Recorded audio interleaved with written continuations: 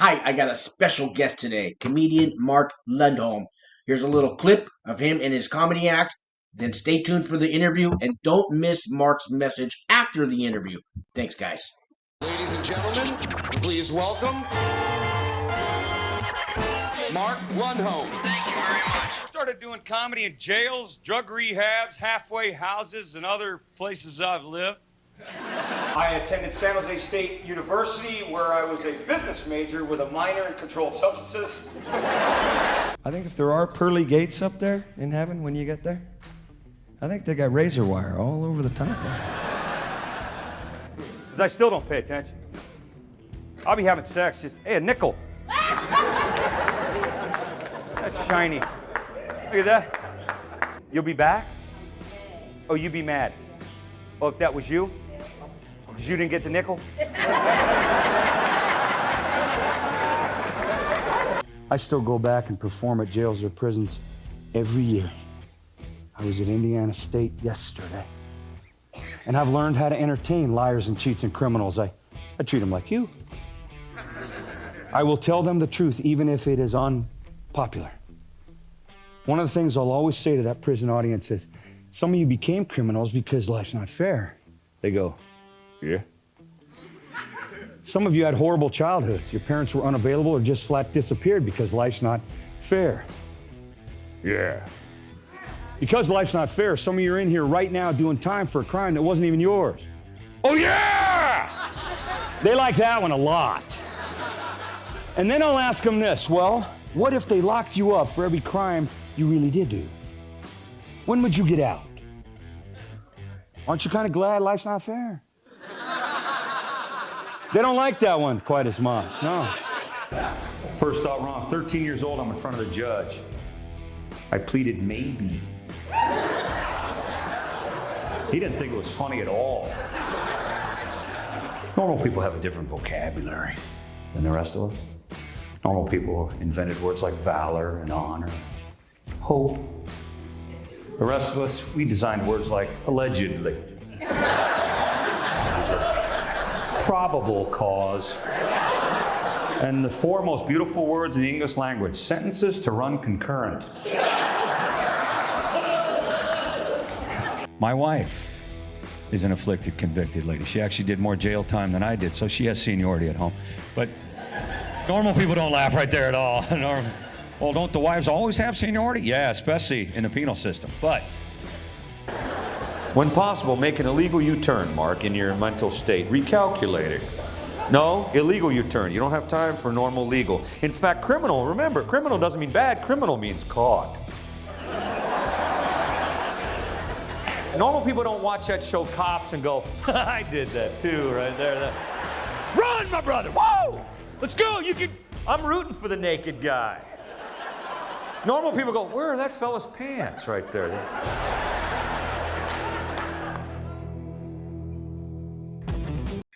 All right, there we're recording. Hi guys, welcome my YouTube people out there. My name's Sean. This is the Club Fed channel. We talk about white collar criminals and nonviolent criminals.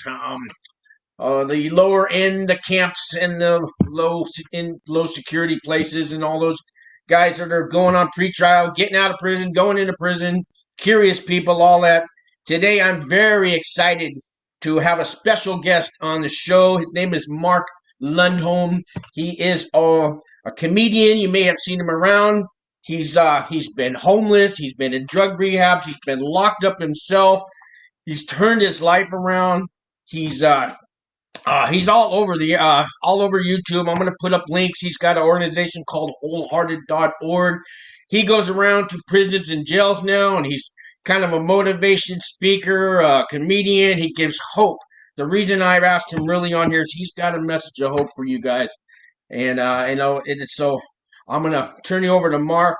I don't know if I said there's a lot more to Mark than everything I just said. He's done a lot more with his life, and he's definitely an inspiration. So, Mark. Okay, so thanks, Sean, and to all the guys in the hood out there, the hood you want to live in, brotherhood, manhood, fatherhood, the hood that we're invited to go back to because we've wandered off or distracted ourselves, welcome. There is hope after dope. We go from dope to hope here. We go from lying and dying to living and giving here. We go from using and losing and sinking and drinking to staying and playing and praying here. That's what we get to do. Years later, we get to be introduced by somebody as a man who's done something with his life. I've done plenty with my life. Most of that is expunged now. Yeah. So a lot of poor choices along the way. And poor choices along the way lead to a dead end. So that's all I'm doing. I'm here to maybe save some time for some guys doing time. But I was locked up way before they caught me. Know that feeling. Know that feeling. Yeah. You know, I'm locked up in one way, suicide on layaway. I'm locked up in, I'm going to do it a different criminal way. And I'm locked into, when they do a laser target in the military, where the laser paints the target and then people pull the trigger. That laser on the target was always less than, not enough, more toxic, all those. I was lasered into, I'm going to do it different than normal people. Safe is too simple. So now that I've been out a while and my laser guidance is faith or forgiveness or trust or calm or patience. In the long run, it's a lot easier, man. You know, it might not be as adrenaline rush. It might not be as a big intrigue. Hey, I at least want to get close enough to smell the pain. All that, thug life wannabe hip hop, punch you in the face instead of listen to your heart. I know that language. But all it did was locked up, locked in, locked down, or in court, another night in county, some kind of charge that I caught because I couldn't stop that laser-guided bottom. And I know that the guys listening today or watching know what I'm talking about. The criminal life is easy, because I don't have to make any decisions. The criminal in me decides for me. And that's just not the way I live anymore, you know? So I was looking at your background there, Sean. Don't you wish when you were locked up, you could have the place to yourself? Oh, all to myself. That would be nice, you know? Yeah, just have me a cute CO. Just have me a cute CO who'd bring me lunch. And she don't even got to be that cute. She don't even got to be a she. Oh, no. You know what I mean? She can be huge. Just have her bring me my lunch. I was just telling people the other day on a video how there's nowhere to be alone in prison. I just couldn't find any privacy no matter where you go and somebody's listening. And and I was at a camp with no fences. I mean, I found a spot here or two, but you maybe get 10 minutes and then they walk up on you. And it's just, you're never alone like this in prison. Besides the voices in my head, there was voices everywhere else. Do you remember the first time you were locked up, Mark? Your first day, what it was like? Yeah, I was a kid. I went to kid prison. I mean, hard. Juvie? Where'd you go? Over here, San Mateo up in the hills, Hillcrest? Is that it? No, it was Martinez. Oh, okay, I heard about that one. And it wasn't a juvenile hall kind of, hey, you guys line up.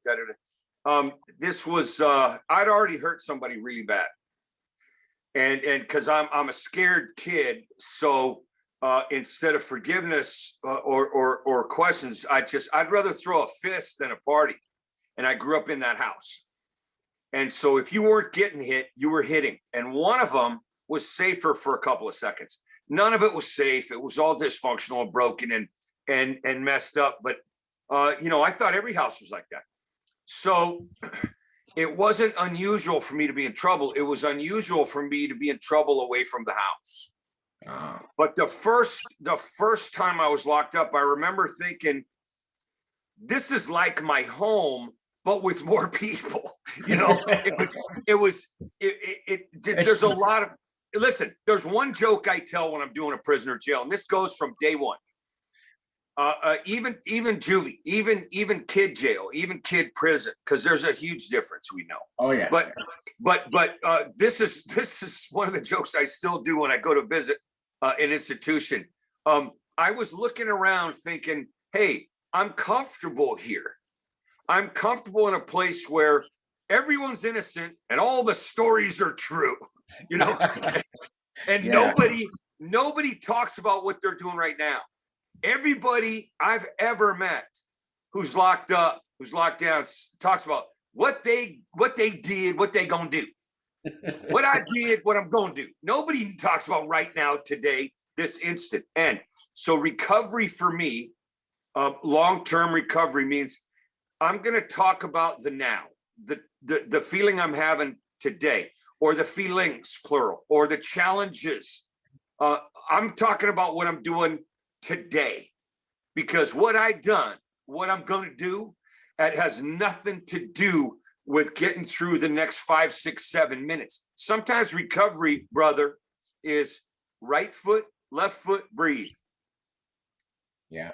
Right foot, left foot, breathe. That's it, man. It can be 5 seconds at a time when we're new to the new hood. Yeah. To suit up, show up, speak up, grow up. You tell the truth no matter how many witnesses there aren't. You tell the truth when you know, I used to, I mean, the lie was fine because the truth was too harsh to see. But these days it's recovery means I'm going to do the difficult thing, not the criminal, easy, simple thing, because it's easy to be a criminal. It's easy. All you got to do is show up. They tell you what to do, what to wear, what to eat, how long to do those things, and when to go rack out, and then when to start doing it again. Prison or jail, you don't make a decision all damn day. Out here, pay your house note on time. Be faithful in a relationship, even though the other direction's easier. It's right there laying at you. Tell people the truth when it makes you humble. You know, show up for work because you said you would. Keep a commitment to your kids because you looked them in the eye and said so. None of that's criminal, but it's not easy for people like me. Right. Not easy. Yeah. You know, I just bought a bag of 10-minute chips from Amazon, and I went to a meeting last Sunday, and I was handing out 10-minute chips to all the newcomers, and the old timers needed them too, because 10 minutes, you know, that 24 hours, one day at a time, that's all great and dandy, but sometimes, like you said, man, so these 10-minute chips, you know, I'm going to get another bag because I had a bag of 25. I got like 2 left. Everybody wanted them, man, because they understand, you know. Well, you bring anything to a meeting in a bag, people are going to want that stuff. Yeah, well, I know. I had to bring the baggie. You know. You got to. Here's the other thing. 10 minutes. I've got 3 kids from 3 different moms. I didn't do a total of 10 minutes in there to get 3 kids. Yeah. You know, I was watching your clip there, guys. I'm going to have his whole clip at the end of this video. But you know, you were talking about watching cops in jail. You know, 60 Days In is really popular in prison right now and Locked Up Abroad. We'd spend hours in the TV room watching 60 Days In while we're in. I mean, just the insanity, you know. Well, listen, we misery loves company. That's an old saying. I don't know who wrote that.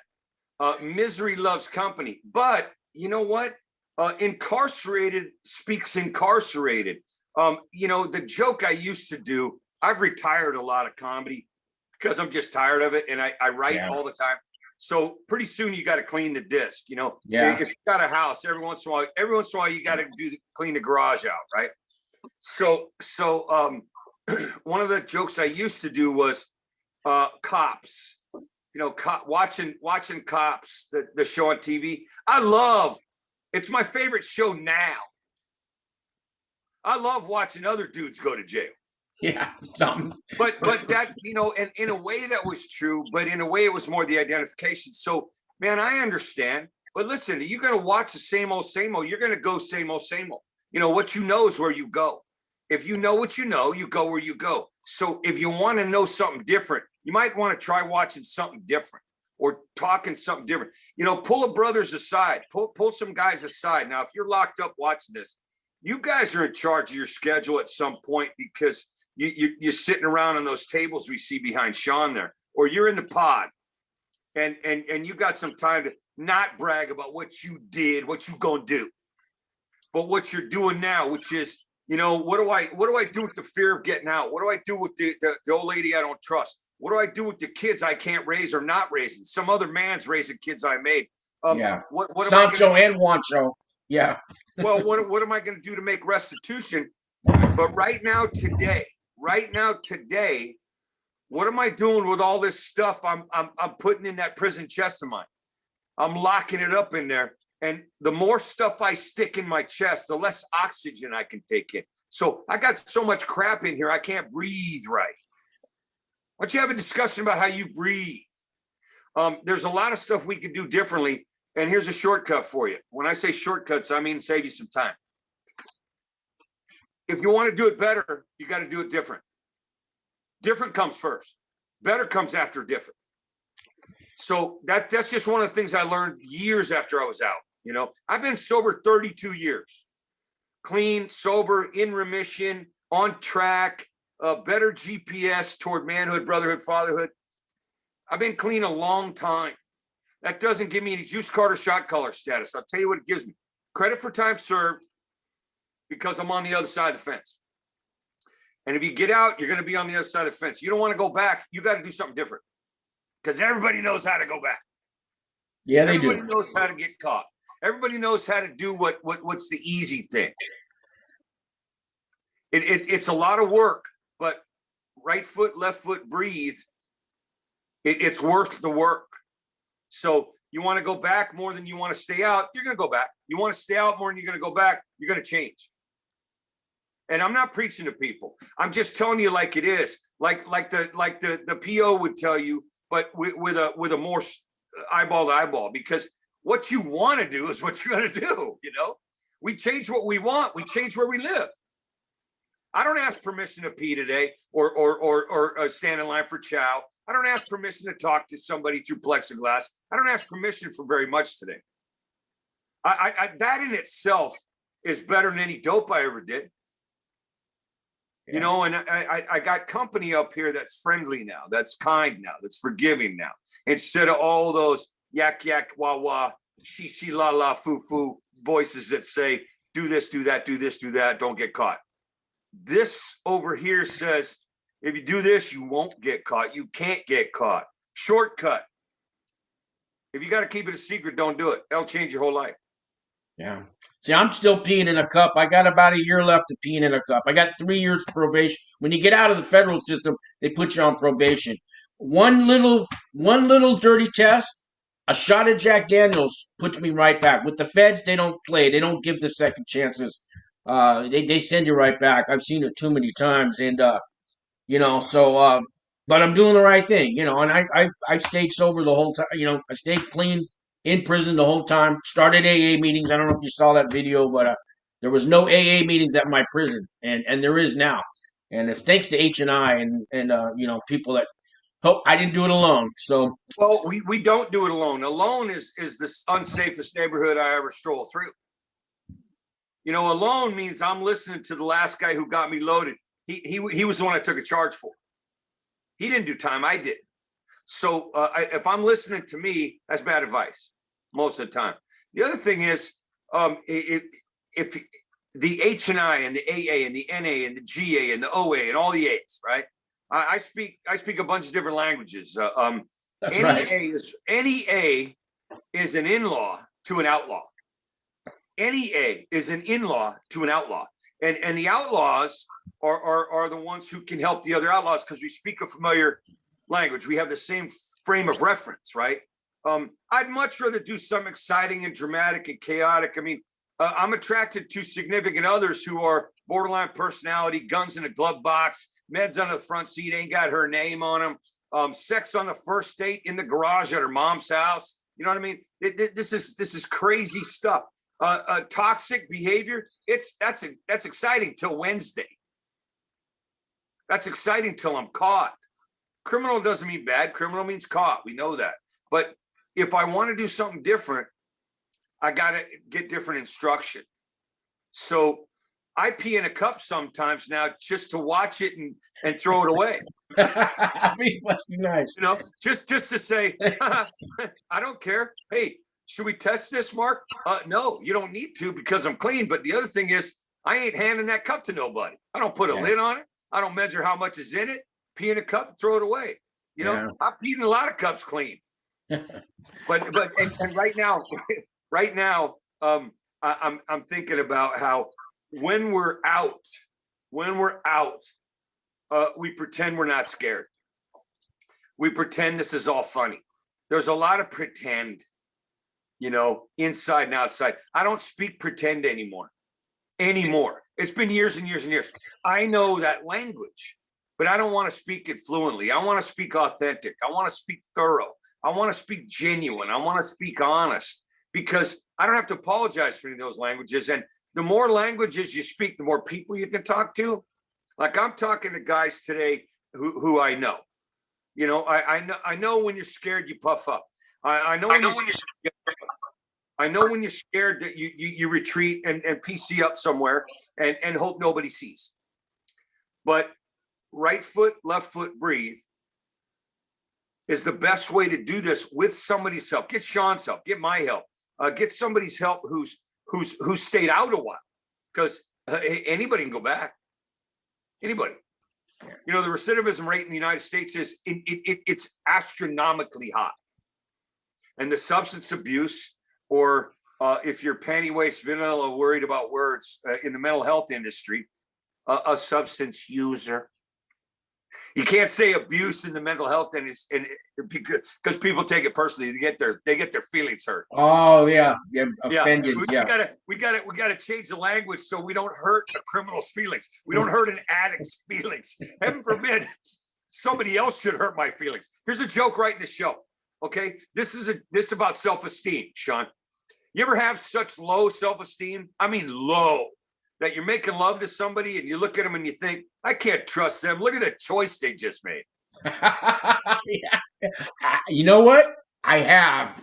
Yeah, and in the big picture, romanticism aside, I'm not going to tell you who I am, because now two of us will hate me and disrespect me. It's a self-taught, self-caught criminal behavior. Now, in this instance, I'm not teaching myself. I'm doing the work, but I'm using your help. I'm using other guys' help. My first sponsor was a badass street guy from Brooklyn. He took no crap from nobody, but he did a lot of time. And he's been clean for 30 plus years. I think it's 38. I've been clean 32 years. He's been clean 38 years. And both of us still talk to each other. He's not a sponsor of mine anymore. We don't live close enough to hang. But I've replaced that particular relationship over and over and over with somebody who was just as strong, just as honest, just as tall. You know, he stood tall. He was 5'5", and he was the tallest man in the room when I met him. Badass. Badass. One of those guys who he had no time to mess around. He just said, listen, my name's Freeman. I'm a Brooklyn street thug. And if you're not serious about your recovery, don't look at me while I'm talking to you tonight. That's how he opened to share. Now, that's a punch in the face for some people. Yeah. For me, it was a pat on the head. Dude, I understand, little man. I mean, I'm 6 feet tall. He's 5'5".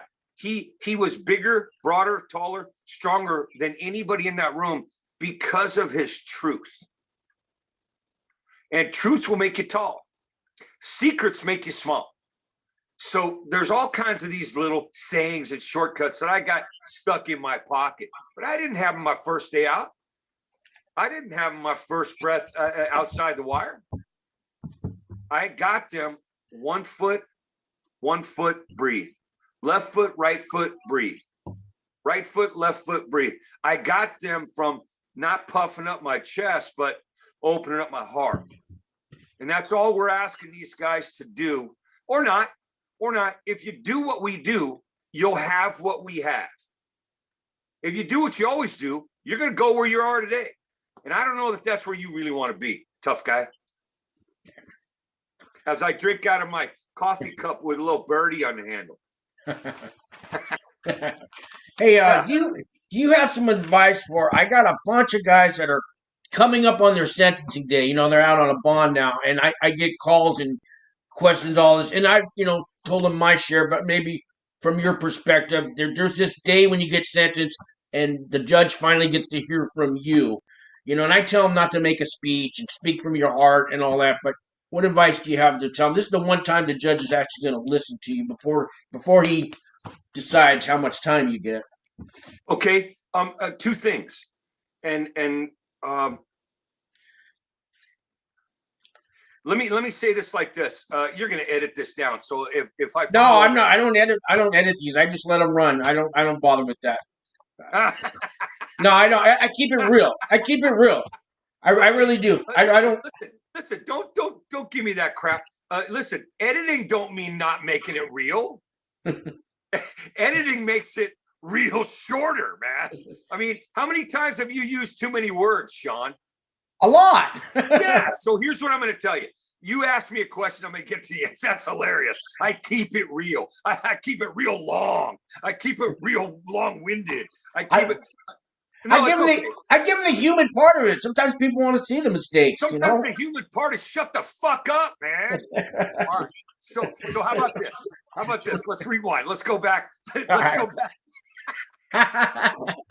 Let's go back to the pre-sentencing here. Okay. So if you keep it shorter, people can retain more. And the reason I say that is the 3 Bs. It's like anytime you share. This is the answer to your question about now that you have the judge's ears, he or she is going to listen. You keep it super simple.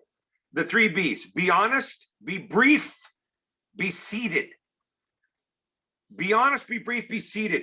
Choose your words carefully. I'm going to do it right now. 3-word sentences. Keep it brief. Thank you, sir. Thank you, ma'am. I want change. Willing to change. Please help me. And sit the fuck down. If you said that, the attention span in the United States right now, this is documented. This isn't Mark's opinion. The attention span right now in the United States is 6 seconds. TikTok. You want to hear a great joke? Yeah. Okay, social media, right? This social media. I love the social media addictions, fake book, boob tube, infant gram, snatch chat, dick talk. I could do that one on the radio, on public radio, right? Because they all have words that mean other things besides the words I just said. Sure. But keep it super simple, keep it brief. If you have to use more than 6 or 7 or 9 words to state your case, you're already overselling it. You ever go into a situation with a bag of dope or a real good gun? You don't tell people how good it is. You don't have to. Yeah. Your intentions are to plead your case. Hey, I really want to change. I want change. Please help me. I'm so tired. I want different. I mean, if you keep it brief, they'll keep paying attention. As soon as we wander off into, I'm going to say every word that comes out of my head without a filter.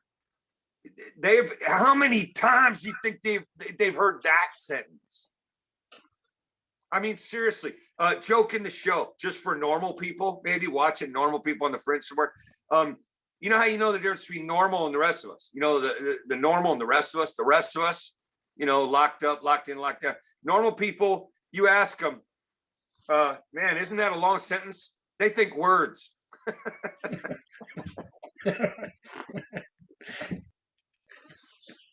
So I would say, and I'm not sure that that's advice, but I would say to somebody, be honest, be brief, be seated. That goes for when you get out too, at a meeting. With a girlfriend, boyfriend, significant other, partner, whatever you want to get. I don't care where people point their privates. I don't care about pronouns as much as I do heart. Somebody's heart aimed at another person. I understand the draw, but keep it simple, keep it brief. You know, too many words.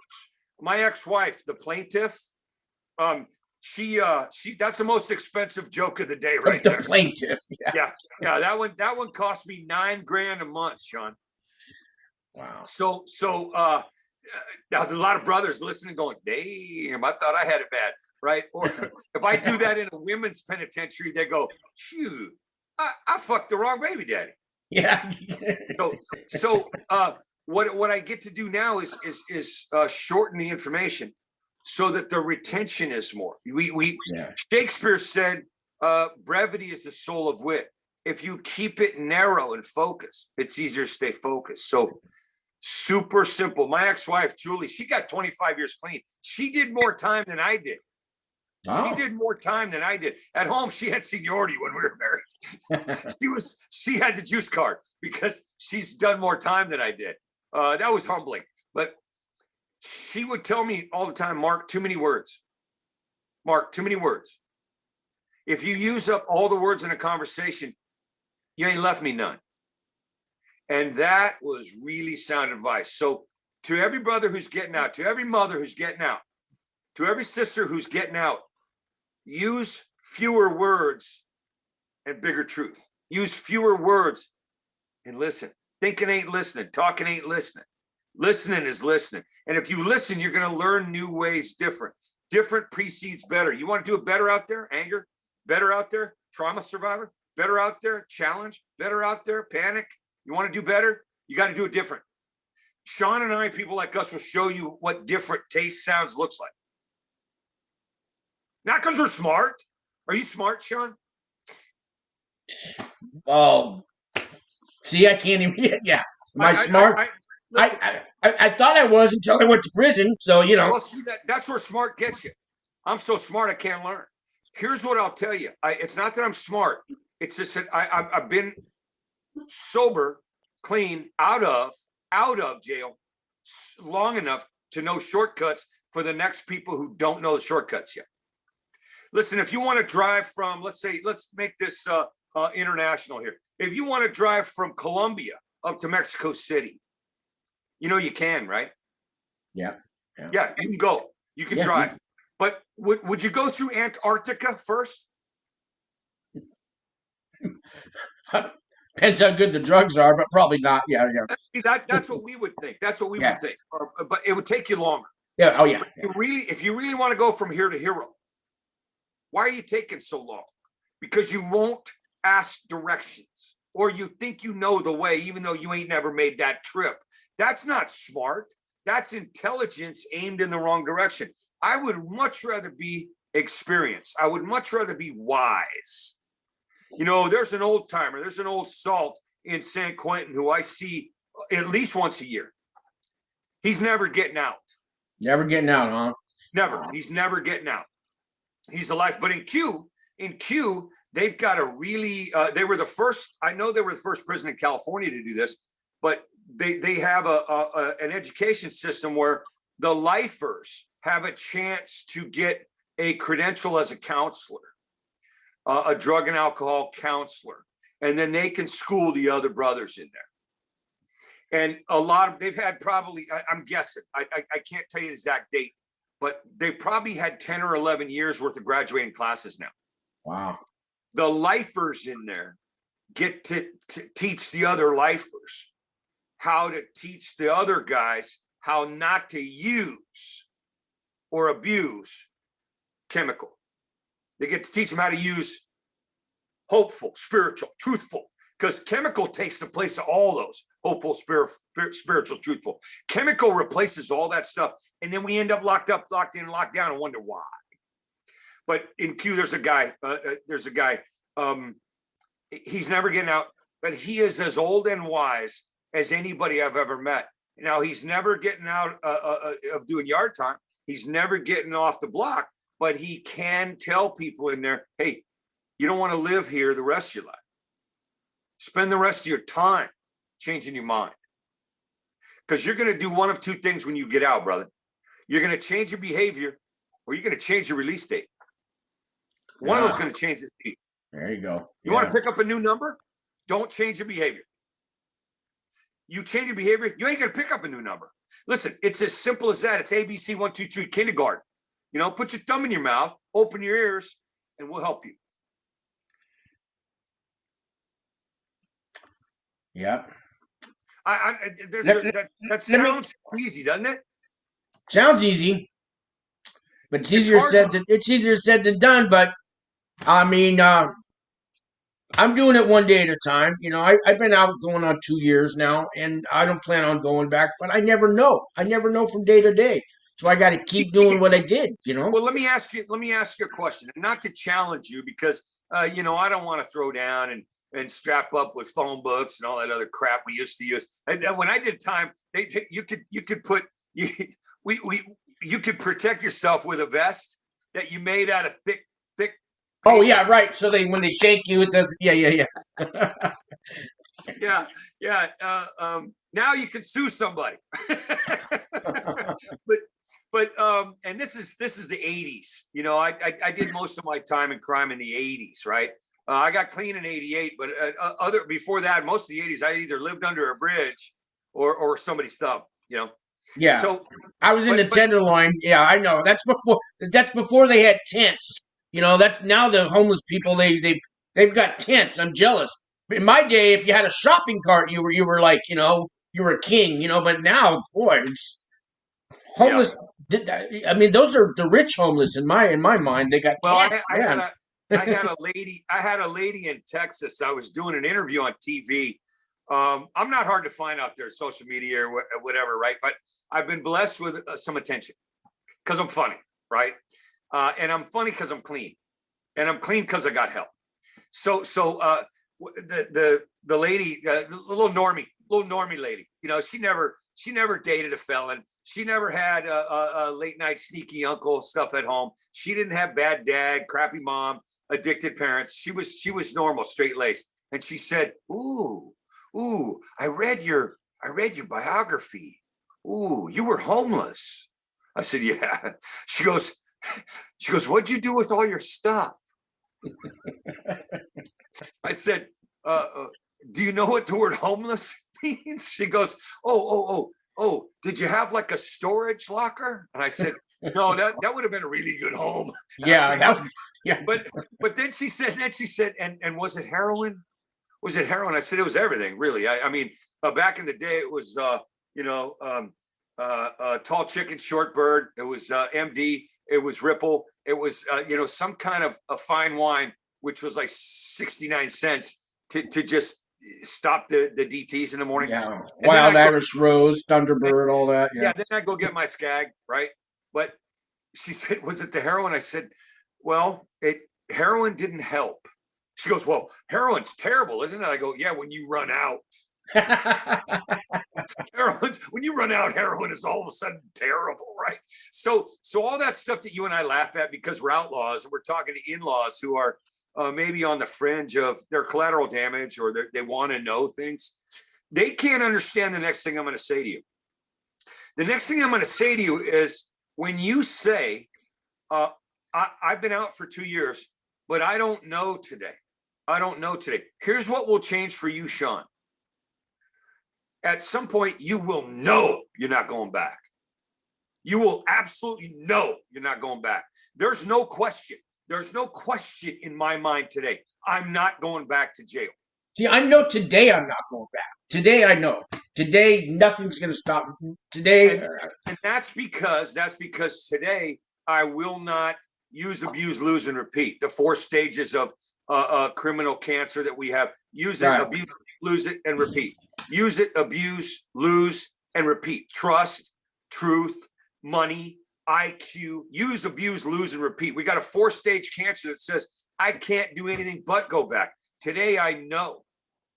I'm going to have, here's what I'm going to do today. I'm going to have lunch with my brother. He's 11 months younger than me. He's got 3 years clean, and he's about as simple as they get. But he's 61 years old. He's 61. I'm 62. He's 61. He's 61 years old, and he's got 3 whole years. Well, it's never too late. Yeah, I'm 56. So, I've never met that person who was too young, too old, too bought, too sold, too hot, too cold. I never met that person who couldn't take advantage of their own gifts. But sometimes we don't know what to do with a tool.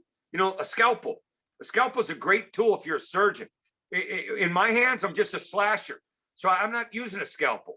Intelligence is a scalpel. Energy is a scalpel. Strength is a scalpel. Are you going to be a slasher or a surgeon? God made no junk.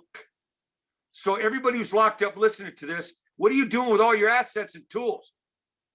Criminal, what are you doing? I ain't mad at you. This is passion. What are you doing with the tools God gave you? God made no junk. The universe didn't make a mistake.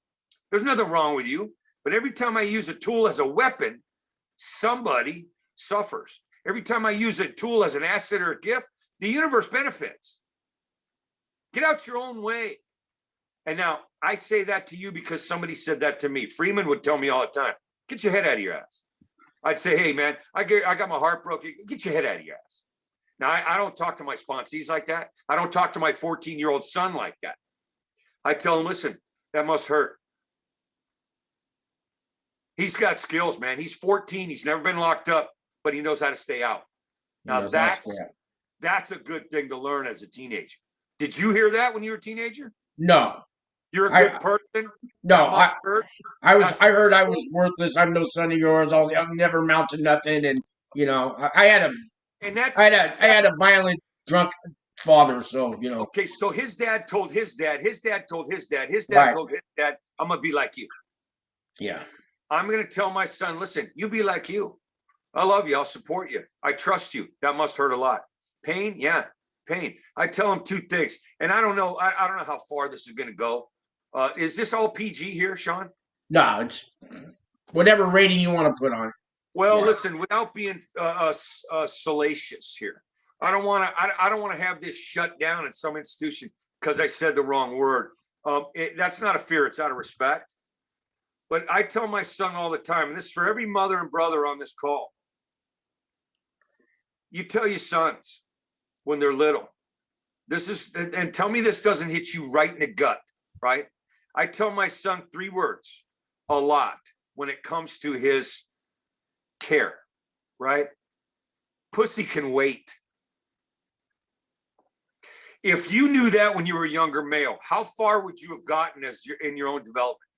Yeah, I see your point. Yeah. I'm not going to say it again because I think you heard me. Yeah. But I tell him that in a phrase. Now, my daughter, who I raised, she's 32. That's a different care package there. I got 3 kids from 3 different moms, Sean. I used to do a lot of poking locals when I was touring, right? So I got a 32-year-old, I got a 22-year-old, and a 14-year-old. Every 10 years, I used to make a kid. You know what I mean? I'm about due this weekend, Sean. I'm about due this weekend. Maybe I will go to an NA meeting in person, right? So and all that kidding aside, what I get to tell my son is what I didn't know from my dad. My dad was that guy. My dad was a fully fueled, racist, alcoholic punisher. He just hid it very well. He was the lead tenor in the choir in the Catholic Church. The population at church, they adored my dad. At home, we were absolutely in panic. We were paralyzed by fear. And mom hid in the medicine cabinet. I hid where I could, but I'm the oldest. So guess what I get to do? I'm the oldest of 5 kids. I have to protect 4 kids that I didn't make, that I didn't sign up to care for. And I'm a 5-year-old boy. So I don't know that is any kind of story somebody out there can relate to, but it sure sent me a lot of directions that were false. I got to be tough at 5. I got to be strong and knowledgeable at 7. I got to be a predator at 9 years old to go hunt down the one who's hunting me. I all that stuff that doesn't work. Instead of being able to say, like my kid can say to me,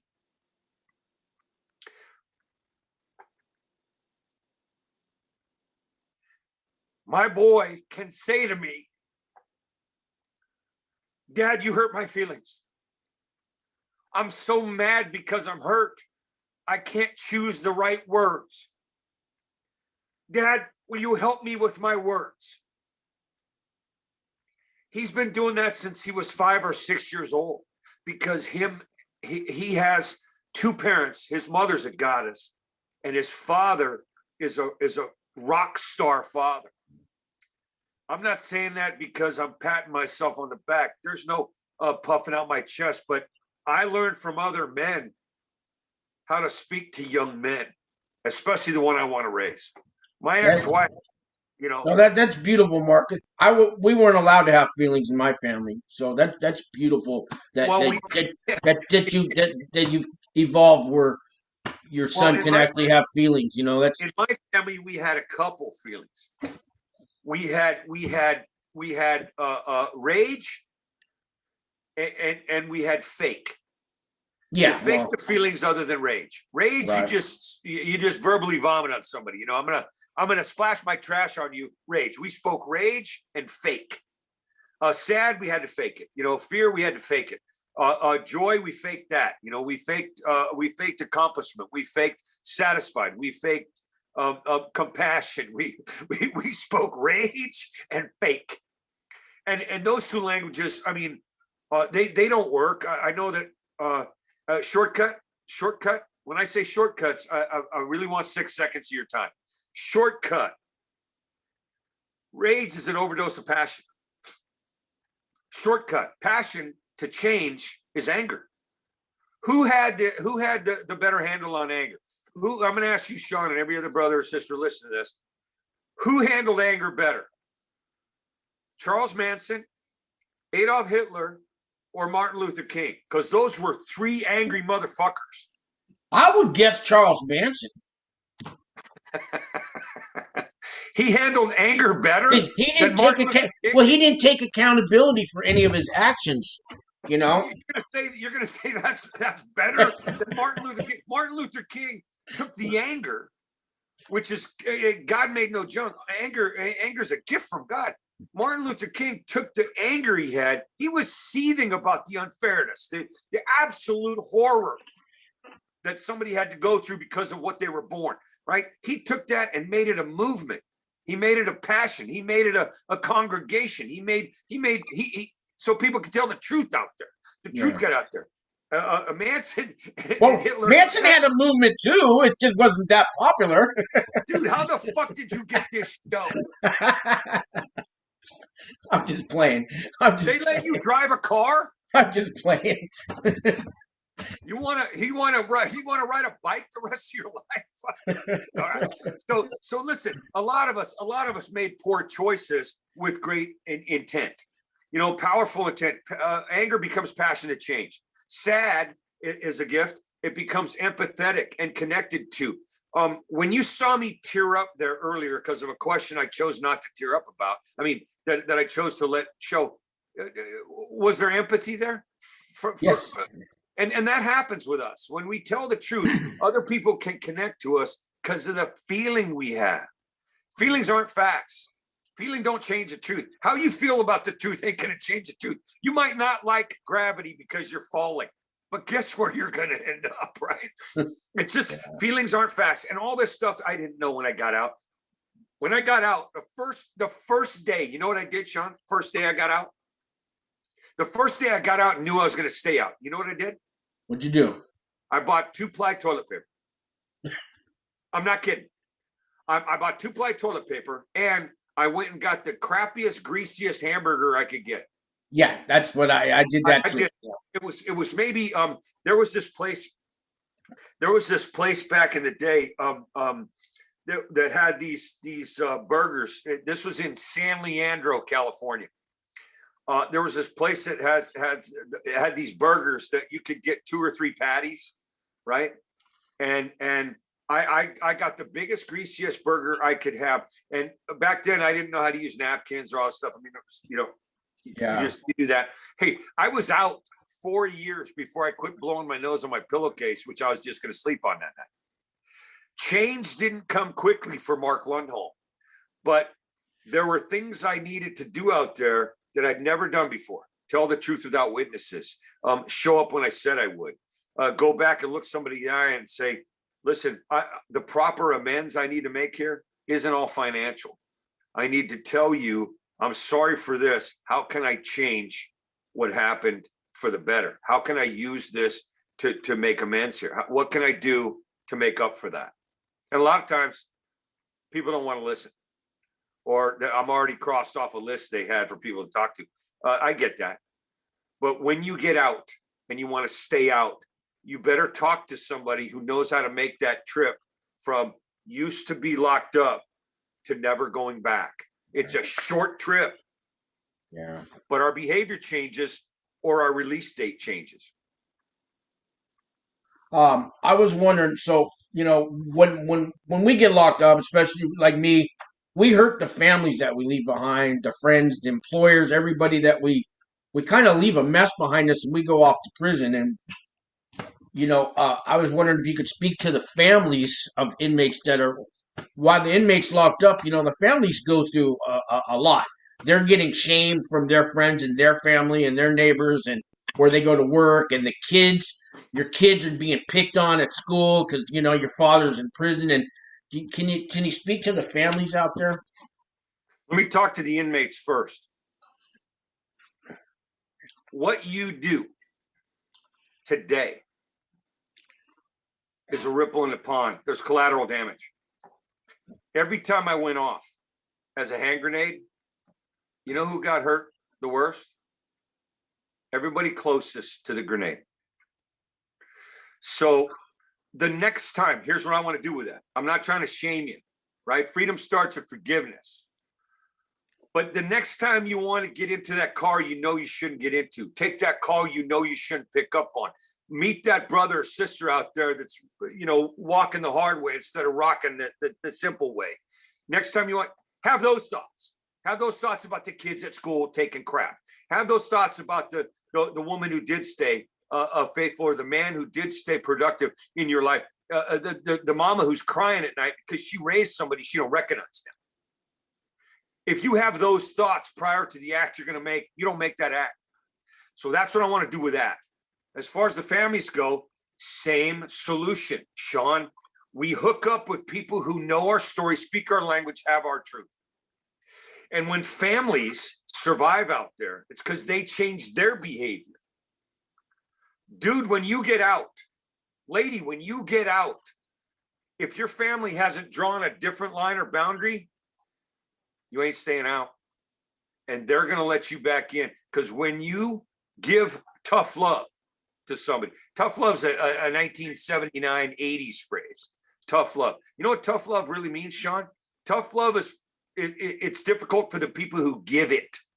Tough love don't mean I'm going to be tough on you and love you at the same time. Tough love means it's tough for me to love you like this, but back the fuck up, do your part, or you don't get a key to the house. You don't get to come here and visit these people. You don't get to be on our block because you haven't changed your patterns. You don't get to change the company you keep. You know the company you're keeping right now, brothers? Look around the room or the cell or the pod you're in. Look around the cafeteria or the yard you're in. That's the company you're keeping right now. You want to keep different company, you got to make different changes. I'm not telling you what to do. I'm saying you can. And the families out there who are struggling because they're out there and you're in there, they need help from people who are out there with somebody in there. We speak similar languages. I don't care about color, belt size, birthday, biblical preference. I don't care what heritage you got. I don't care who you want to make love to or what you can do for a living, because criminality means I got caught.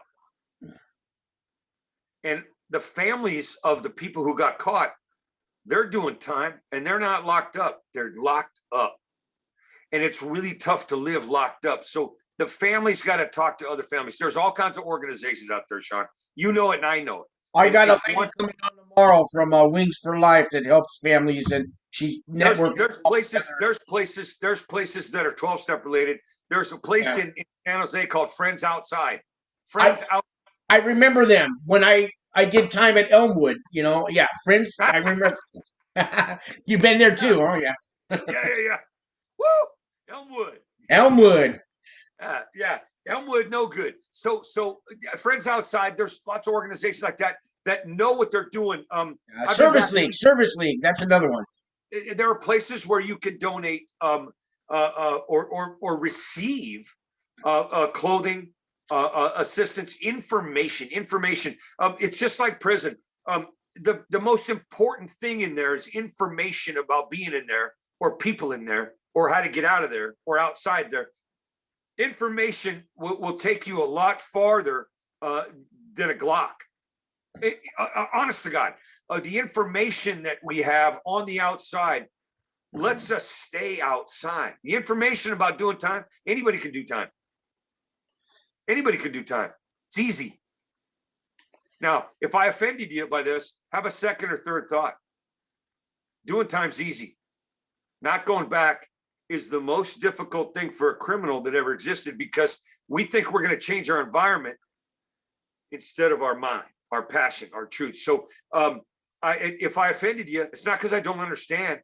It's just because I don't want to speak that language anymore. I don't want to speak that tough guy, hard up, puff out my chest, throw my fist. The joke in the show, Sean, is sometimes I'm not.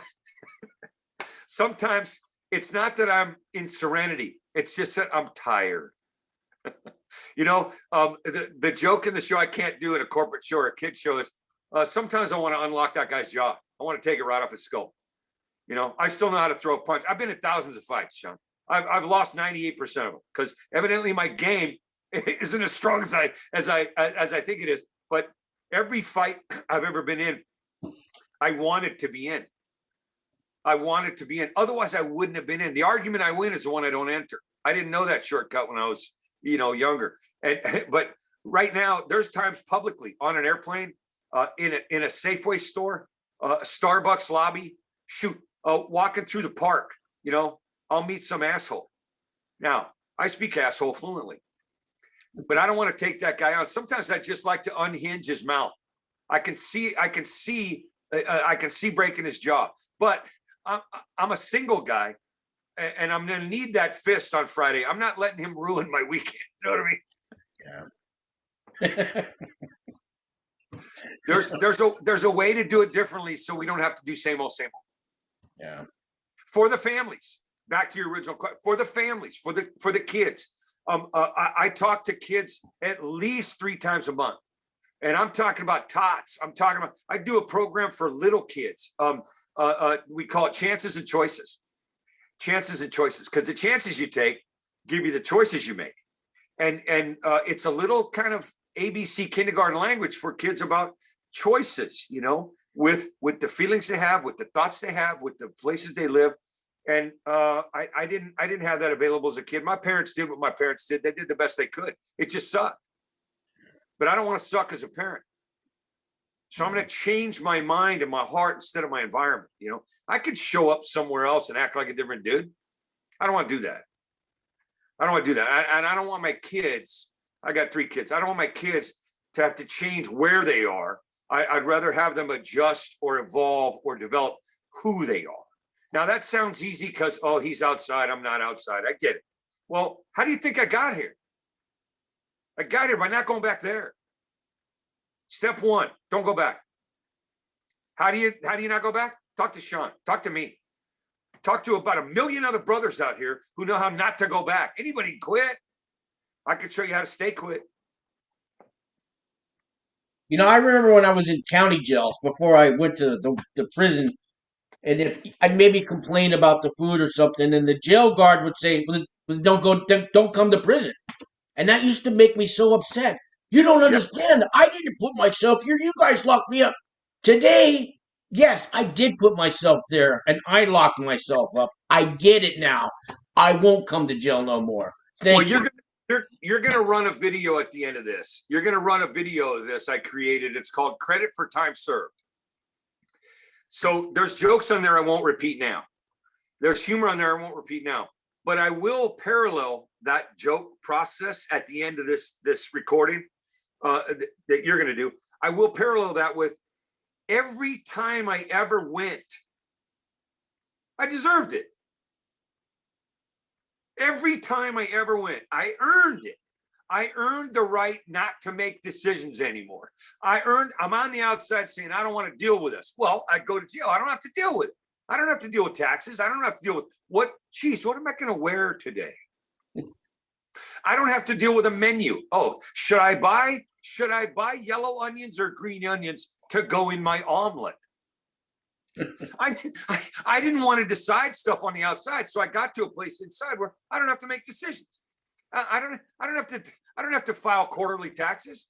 I don't have to make time for my kid's school meeting with his principal. I don't have to volunteer work anywhere. You take away the decisions. I don't want to make decisions. Guess what? I went to the perfect place where I don't have to make decisions about life. Right. They took all that. They took all that. Ooh, they took all that away from me. So I would tell guys who were just getting out. You know, they'd ask me, so dude, how'd you do that? I'd say, well, I did it like he did it, like he did it, like he did. There are generations of us that have been out. So you do what we do. You can be one of the guys who tell guys we do what we do, or do what you do. You know, go back and complain about the food. You know, wah. I got. I don't like chow. Really? Okay. When you get out of here, remember how to tell the truth and show up, so that you get to pick your menu item tonight for dinner. I got a fridge right now, Sean, that has steak in it. I got a fridge that's got Gatorade, ice cold. Ice cold. That I get up and drink without asking anybody or looking over my shoulder. That I drink at 2 a.m. if I'm tired. I mean, in your underwear if you want, right? Yeah, sure. Maybe no underwear. But I get to decide that. I get to decide whether I'm going to put pajamas on in the morning or I'm going to put my running shoes on. Yeah. I get to decide. God damn it, isn't that worth being out and staying in a sane lane? Isn't that worth the behavior? Now, if you've never been out for very long, you wouldn't know. But I promise you, I ain't lying to you today. I promise you that if you get out and want to stay out, you do what we do, you don't go back. You do what you're told instead of what you want all the time. Listen, I got guys all the time. This is a shortcut. Then I got to run. Yeah. But the guys, I got a couple of questions that I'll ask guys and the ladies who are locked up. What do you want to do different? Because if you want to do different, I can help you. You want to do same old, just talk to each other. You know, because evidently right now, none of y'all knows how to stay out. Fair enough? Did I just shit on the buffet? I don't think so. None of y'all knows how to stay out yet. Yeah, but when you do, it's because you heard different information. So anybody can go back. We can all go back. We all know how to go back, evidently. And then I'll ask them this. Listen, do you want to do something different? Do what you're told. And then you'll get the people who say, I'll say, how many people don't like to do what they're told? Yeah.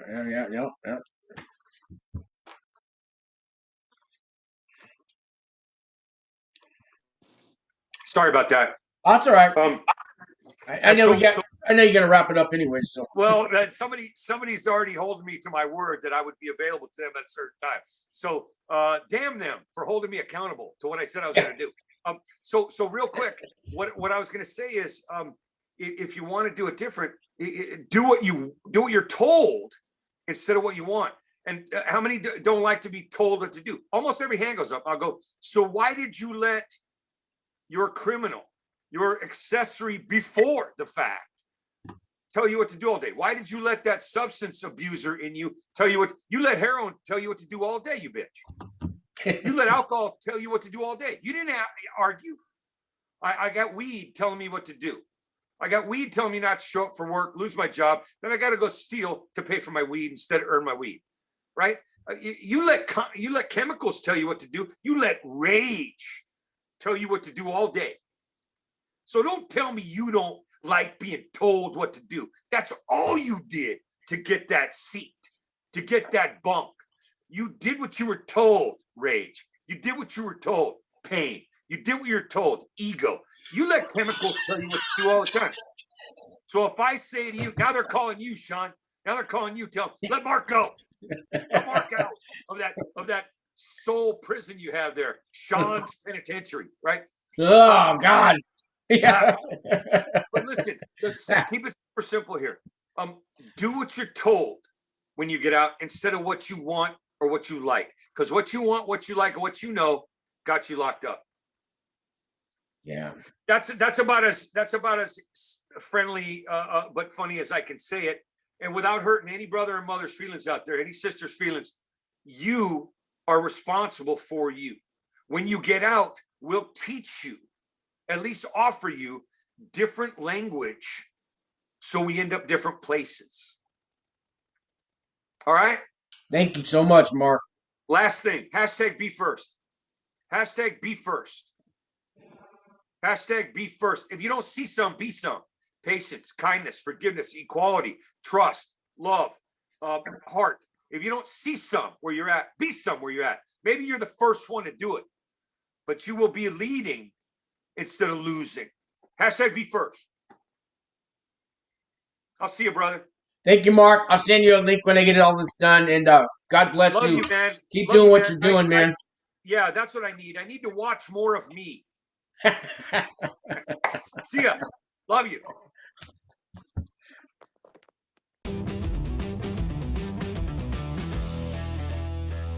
Hello and welcome. Mark Lundholm here.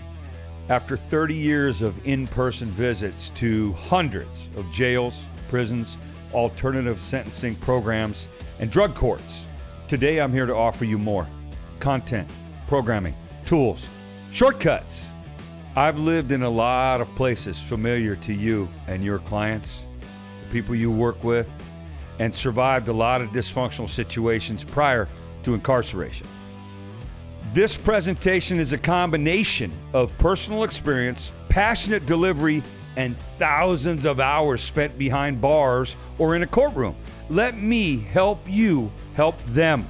You get great recovery tools, new communication concepts, dysfunctional family survivor skills, trauma, abuse, substance use, information, basically better ways to better days.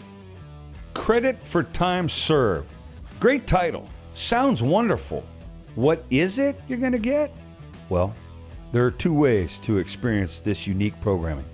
First option, streamable recorded series. Available anywhere there's an internet connection. You know, connection, and your connection to that hope dealer is wholehearted.org. The second option for you, credit for time served, live and in person. Mark Lundholm, let me bring it to you and yours. Where you work, where you teach, where you afford them the healing time. That's where I want to come do this live. Streamable, in person, either way you win. Now that's a bold statement, but you're looking at a guy who was a jail dweller, is now a truth teller. Let me show you how to help them do that, make that transition. How to be a changed person. Hey, that might be my ride. I gotta go.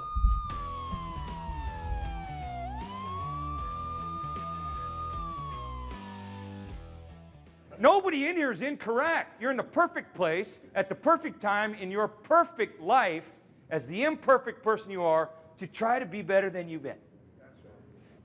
Humor can't help but help if you have this disease or if you come from the dysfunctional environment most of us did. Most of us were taught pain is the teacher. The lesson is your own. Go find it out. I'm just going to supply you with the pain as your parent or your guardian or your grandmama, somebody else who took the time to say, I'm in charge, you're not, I'm going to hurt you, you deal with it. Pain's easy for us. The lessons are hard. The information is difficult, at least for me. But humor helps. Ha ha is the open invitation to start to heal.